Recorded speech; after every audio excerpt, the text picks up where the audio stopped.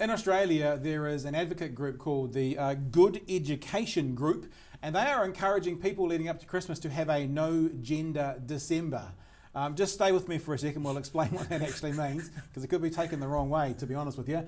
A no gender December, Dominic George, is kind of encouraging parents to maybe not buy those stereotypical gender-driven toys for their kids. And there is a rationale behind this. I feel the glare coming off. I'm just wondering, where's but there is going? a rationale behind this, right? And what is it? And you've heard of STEM research, science, technology, engineering and mathematics. And there is a movement worldwide at the moment to encourage girls to get into STEM type jobs, which are dominated by men. Sure. So parts of the world are doing things like, building blocks that are designed for girls. So it's actually encouraging them those. So the basis of this is not saying girls shouldn't have Barbies. What it's saying is maybe girls could also have a toy, an educational toy, so they're in an educational group, that might help them encourage them towards some of these STEM careers. Yeah, so when you're like a parent and you get hints from your kids when they look at something on the TV or whatever, or they're in a toy store and they go, oh, that looks really cool, and it might be a guy looking at something that might be considered a girl's toy or vice versa.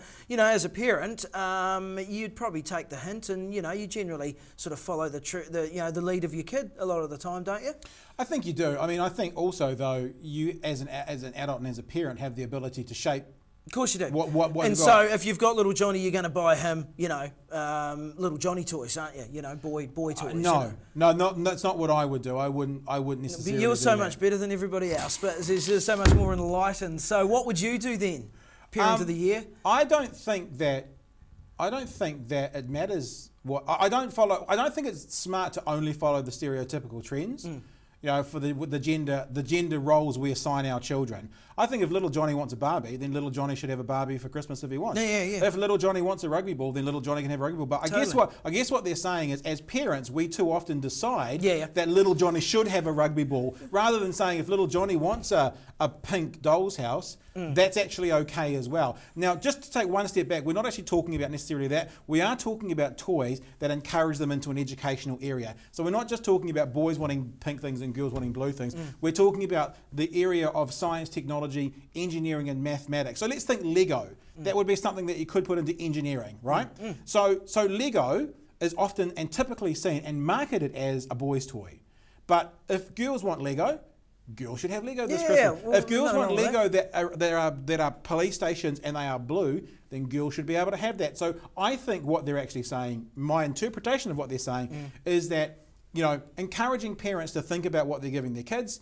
If your kid hates Lego, then don't give them Lego. But if your girl wants a boy type toy, then don't be afraid to do it. If your boy wants a girl type toy, don't be afraid to do it. And so as a parent, if you haven't figured that out by now, then these people have just given you a subtle reminder that might be something that you'd like to consider. I think because they appear to be a lobby group, it's a bit more than a subtle reminder. I think they're making a statement. That's the unpalatable part of it. Well, but I think that as intelligent individuals, at least one of us at this table, I'm not going to say which one because I don't want to because that's cast clearly obvious. is that think about it. I mean, think about what you're giving your kids. I'll just give you an example of gender roles as well. One of my daughters went to a school dance this week, right? The school invitation, this is from the school, had a dress code for girls where they had to wear a dress. I think that's disgusting. Because if there's my daughter was fine. She wanted to wear a dress, not a problem. Yeah, but if they want to wear a pair of shorts or a pair of pants. And so what they've done immediately is they've marginalised a group of kids that may not want to wear a dress. And they're the kind of gender roles that for me this thing flows into. Yeah, and that's a fair point. And all I'm saying for a school. Yeah, and all I'm saying is that the thing I like about this is it causes us to stop and think and go, if my son wants a Barbie, that's okay. And if my daughter wants let's say G.I. Joe, just to be the opposite of Barbie, that's okay as well. So actually stopping and thinking about it isn't actually such a bad thing. No.